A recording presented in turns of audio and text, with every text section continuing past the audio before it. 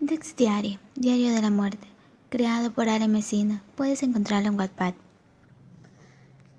18 años después, Viktor Nikifor se paseaba por las calles de Moscú en el interior de su lujoso Rolls Royce Ghost negro del año. Aquel magnífico auto formaba parte de una gran colección, pero su elegancia y belleza lo habían convertido en el favorito de Viktor, ya que lo sentía como una extensión de sí mismo. La humildad jamás había sido una de sus cualidades. ¿Por qué habría de serlo si sabía lo apuesto que era? A sus actuales 27 años, sabía que poseía una cara digna de la mejor portada de modelos. Le bastaba con mirarse en un espejo para saber que tenía un rostro y un cuerpo que llamarían la atención de cualquiera. De hecho, era su belleza física, su sensualidad innata y su encanto lo que le habían permitido tener un récord impresionante de asesinatos. Podría hacerle la competencia a la peste negra. No existía víctima capaz de resistirse a él. Todas caían a sus pies. Había enamorado y asesinado a cientos, y siendo honestos, se había divertido con aquellos objetivos que parecían personas atractivas.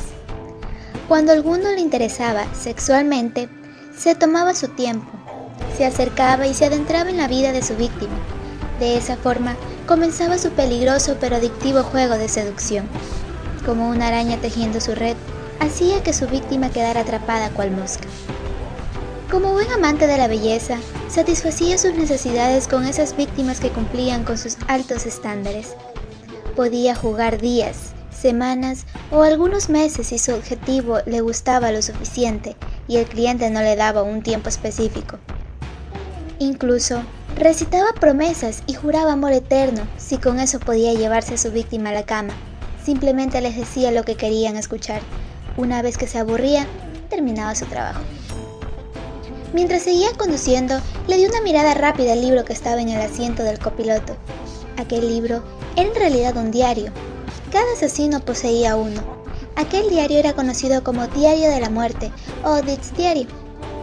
En ese diario, el asesino registraba, con lujo de detalles, cada asesinato cometido, desde el día que comenzaba hasta el día que acababa con la vida de sus objetivos.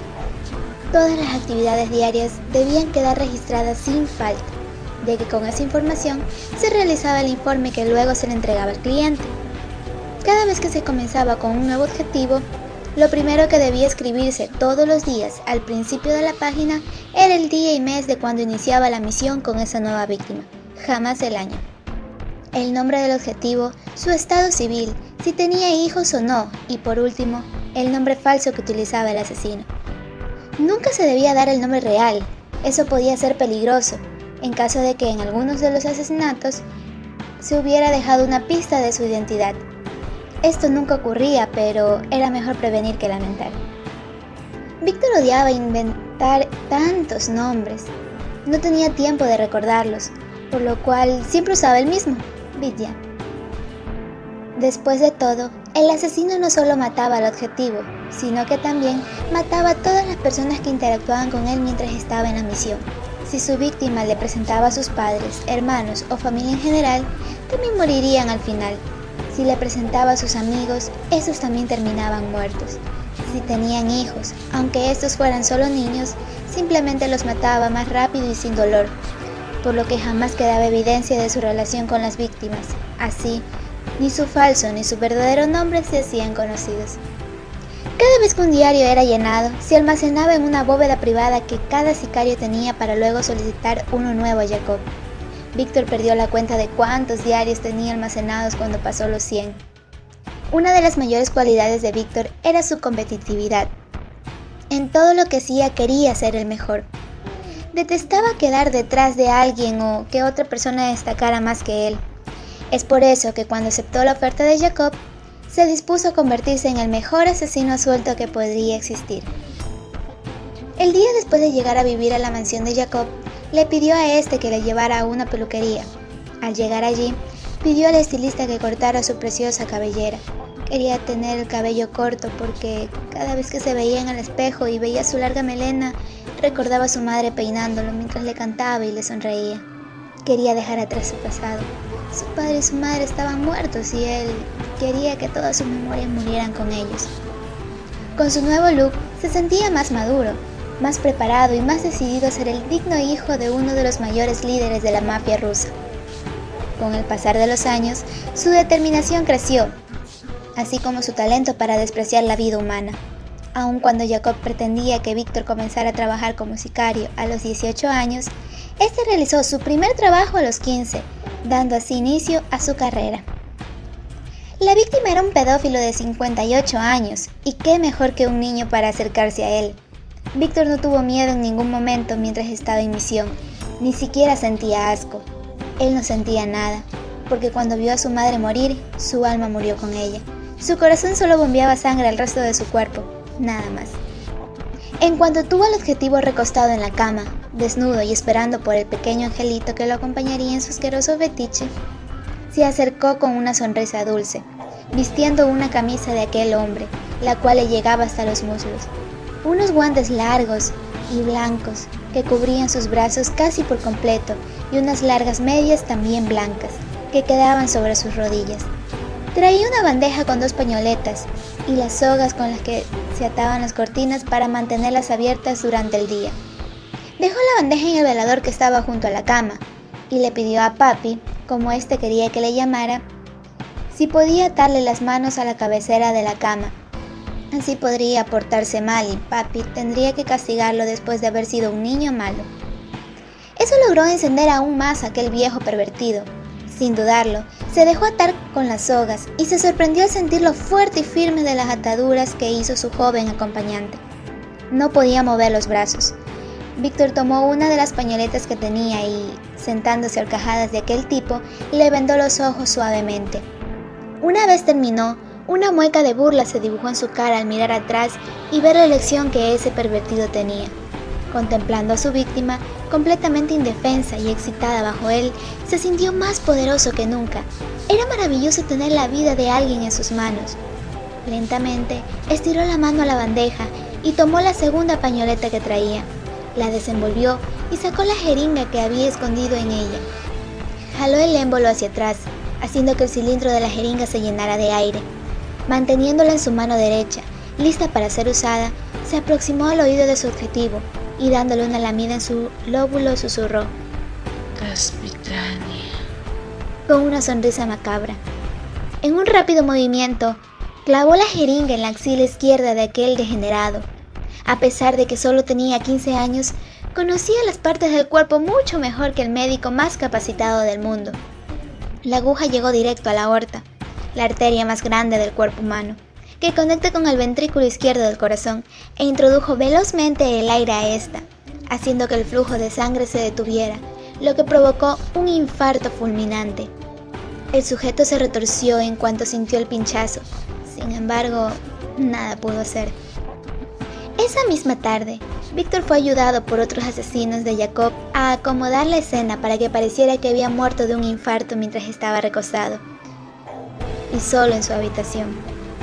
Fue fácil que esa historia fuera creída. Después de todo, Víctor sabía que en una autopsia jamás encontraría un pinchazo en una axila.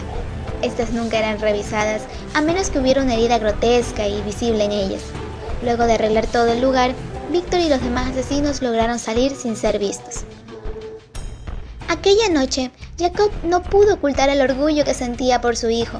Víctor había superado sus expectativas y había demostrado que sería de los mejores, si no el mejor asesino. La frialdad y el modo calculador en que realizó la misión le hizo ver que estaba más que listo para comenzar a trabajar. Además, sus ojos se mostraban sed de sangre y que había disfrutado matando a ese sujeto. Más de $5 millones, junto con un libro con portada negra y aplicaciones doradas, recibió Víctor de parte de su padre. Al abrir el libro, en la primera hoja estaba el enunciado que regiría su vida de ahora en adelante. reglas de un asesino. No falles tu misión, tu objetivo debe morir sí o sí. No puedes renunciar. Una vez dentro de este negocio, no puedes salir. Nunca sientas cariño o amor por tu víctima. Si rompes algunas de estas reglas, morirás. Si rompes las 3, rogarás por tu muerte. Davro Pajole. Víctor alzó la vista para mirar a Jacob, que con esa frase que significaba bienvenido y poniendo la mano en el hombro de su hijo, lo introdujo a ese mundo. Desde aquel día, Víctor comenzó una larga y exitosa carrera demostrando, víctima tras víctima, que no había verdugo más ágil, peligroso y preciso que él. Sus asesinatos podían llegar a parecer obras de arte. En la actualidad, 12 años y una lista increíblemente larga de objetivos ejecutados avalaban su reputación. Al principio, Jacob temía que algunos asesinos sintieran odio hacia Víctor porque lo había adoptado como hijo y futuro heredero. Al nunca tener hijos propios, Jacob vio en Víctor lo que él había soñado en un hijo. Sin embargo, Víctor se ganó el respeto de todos sus hombres a punta de talento. Todos y cada uno de sus sicarios temían y respetaban a su hijo, tal y como le temían y le respetaban a él. Muchas de sus víctimas también fueron a parar a su larga lista de conquistas, como aquella con la que acabaría ahora. Después de 3 semanas, se había aburrido de aquella muchacha. Aunque era preciosa y muy buena en el plano sexual, se enamoró demasiado rápido de él y se volvió muy empalagosa para su gusto. Era una más del montón. Tal vez por eso su ex esposo la mandó a matar, o tal vez fue porque la descubrió robándole dinero para mantener a un amante. La muchacha fue obligada por sus padres a casarse a los 17 años con aquel sujeto, que era 25 años mayor que ella. Jamás logró amarlo, y el amante era su forma de huir de su realidad. A Víctor casi le daba lástima a la pobre mujer, y más aún al saber que el primer hombre que realmente amó es quien le daría muerte hoy. Pero esa casi lástima desaparecería cuando recibiera su paga. Sin embargo, Víctor solo era cruel con los objetivos que lo merecían. Esta chica no lo merecía, así que la mataría rápidamente. Estacionó su vehículo en aquel lujoso hotel, tomó sus finos guantes negros de cuero y se los puso. Luego tomó su diario y escribió el primer párrafo del día. Hoy, 17 de marzo a las 11:24 p.m., he llegado al Marriott Royal Aurora Hotels, donde me reuniré con la señorita Zaitsev en la suite Tchaikovsky a las 11:45 p.m. Ella ha estado en el hotel desde las 4 p.m. Hoy se realizaba una fiesta a la que fui invitada. Prometí esperarla en la suite, diciendo que por mi trabajo como auditor de una importante empresa no podía llegar antes. Obviamente, mi motivo para este actuar es el no ser visto. Después de 3 largas semanas, he decidido ponerle fin a su vida, pero lo haré de forma indolora. Según mi criterio, Irina no merece que la mate de forma cruel. El equipo de informática se encargó de intervenir las cámaras de todo el hotel. Los ascensores también fueron intervenidos, así como los teléfonos, todo para facilitar mi trabajo, el que comienza ahora. Una vez que terminó de escribir, cerró el diario y lo guardó con cuidado en su maletín, el cual se quedaría en el auto. Se puso sus lentes de sol y sin miedo alguno salió del vehículo. Le daba igual si la matrícula era anotada o reconocida por alguien. De todas formas, él estaba alterada. Con paso seguro, se dirigió al ascensor que lo llevaría a la suite. La llave la había conseguido gracias a uno de sus espías que trabajaba en el hotel. Este había registrado una reserva hacía unas horas bajo un nombre falso. La llave la dejó bajo el macetero que estaba en la esquina del corredor e informó a Víctor sobre esto. Con eso, entrar a la suite era pan comido. Irina llegó a la habitación puntualmente. Víctor la recibió con un suave beso en los labios y le invitó a pasar. La ayudó con su abrigo y le invitó a sentarse con él en la sala de la suite. Tras 10 minutos de una amena charla, Víctor le pidió que solicitara por teléfono una botella de champán mientras él preparaba la habitación. Entusiasmada con la idea, Irina llamó y pidió la botella al personal de servicio. Al ser una suite, la atención fue mucho más rápida. En menos de 5 minutos, el champán ya estaba ahí. Víctor salió de la habitación y cerró la puerta tras de sí. No había preparado nada, simplemente no quería ser visto, pero su joven acompañante no tenía por qué saberlo. Abrazándola por la espalda y con un suave beso en el cuello, le pidió que pusiera música a su gusto mientras él servía los tragos. Aprovechando que estaba dándole la espalda, Víctor virtió el champán en ambas copas.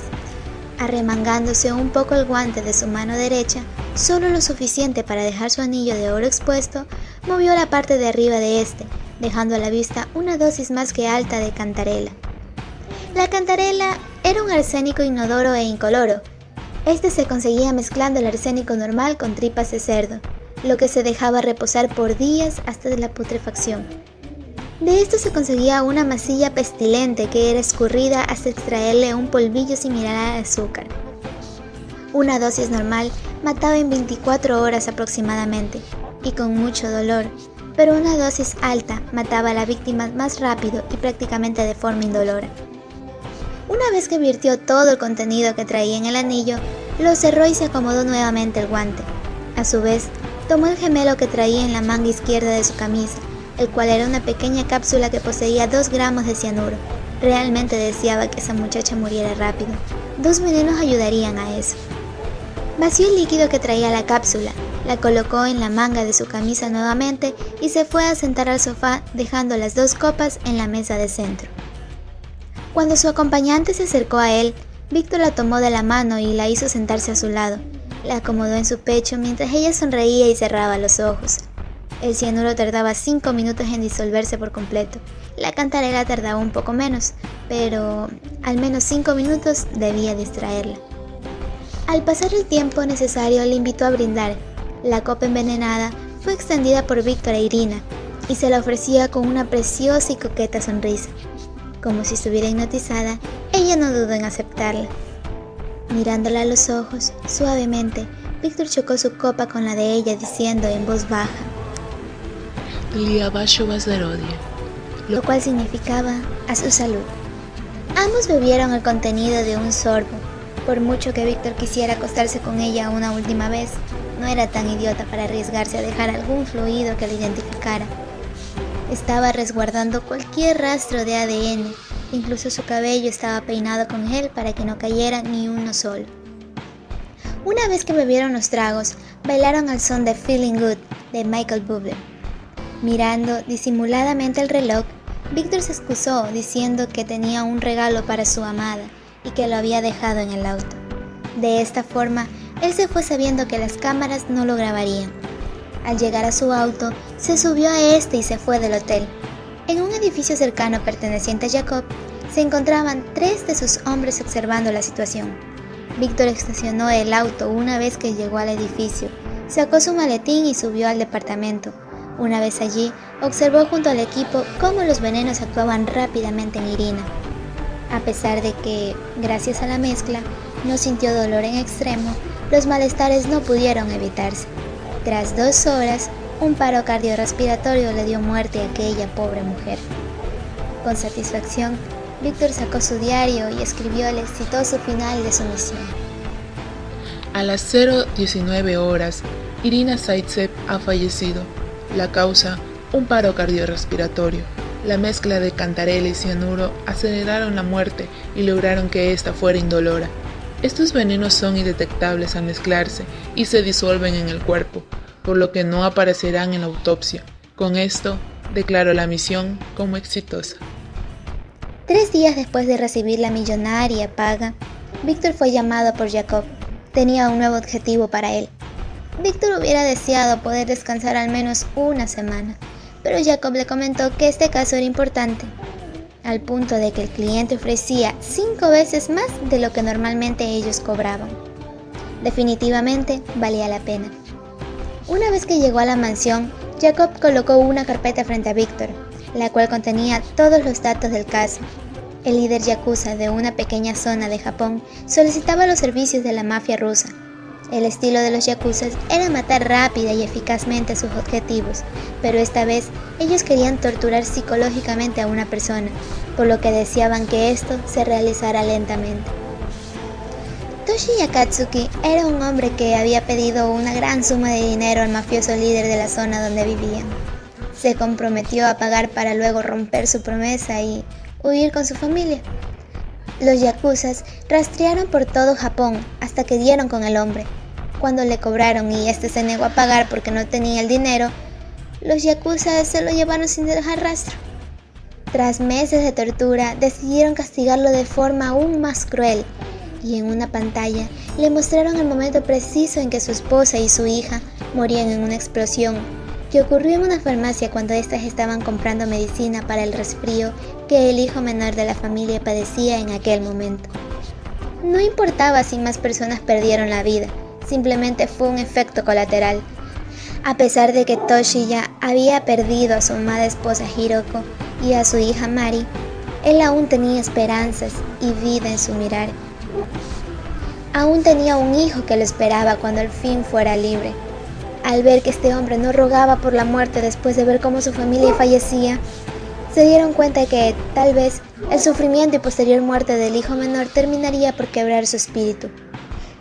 Sabían que la mejor mafia, después de la japonesa, era la rusa, así que solicitaron sus servicios. La idea era que el asesino sedujera al muchacho, para luego hacerlo sufrir y matarlo. Podía tardar lo que quisiera, mientras fueran más de 6 meses y menos de 1 año. En aquel entonces, el jefe ruso con quien contactaron aceptó el caso, pero después de 8 años, el chico seguía vivo. Lo que sea que hubiera ocurrido no estaba registrado. El jefe yakuza que solicitó el trabajo se reunió con Jacob. Luego de muchas horas de charla, Jacob le aseguró que él tenía un asesino infalible, que este verdugo era el ser más frío e insensible que existía. Él enamoraría al joven japonés, rompería su corazón y lo mataría. El yakuza no solo aceptó, sino que quintuplicó la paga solo por un motivo. Toshiya sufriría mucho más porque no solo moriría su hijo, también lo haría el nieto que tenía ahora, un niño de 7 años. El archivo informaba que el joven estuvo comprometido hace 7 años, pero un tiroteo acabó con la vida de su prometida, dejándolo a él y al hijo recién nacido de ambos completamente solos. La madre y la hermana del muchacho fallecieron 8 años atrás y su padre llevaba casi 10 años desaparecido, por lo que el joven japonés lo daba por muerto. Solo eran él y su hijo. A Víctor le llamó la atención lo precioso que era su objetivo. Un muchacho de 25 años, con una piel pálida y que se notaba que era muy tersa. Una cabellera negra como la noche, unos hermosos ojos entre miel y marrón con un tono rojizo, y una mirada dulce y tierna. Incluso los anteojos le aumentaban el atractivo. Víctor sonrió para sí mismo. Disfrutaría de tan hermoso ángel antes de matarlo. Sin embargo, le llamó la atención el hecho de que su hijo no se parecía en nada a él. El pequeño, que ahora tenía 7 años, tenía una melena rubia y unos lindos ojos verdes. Alzó una ceja creyendo que tal vez no era realmente su hijo, pero en el informe se mencionaba una prueba de ADN que demostraba que, en efecto, era su hijo biológico. Bastante rara era la genética, seguramente se parecía a su difunta madre. Víctor tendría de 6 meses a 1 año para matarlo. Esto lo alegró. Disfrutaría por mucho tiempo a su futura conquista. Con una sonrisa llena de satisfacción miró a Jacob. Se levantó y agitó el informe en su mano. Gracias por el trabajo, lo disfrutaré. Recuerda que no solo debes matar al chico, también su hijo debe morir. Lo recordaré.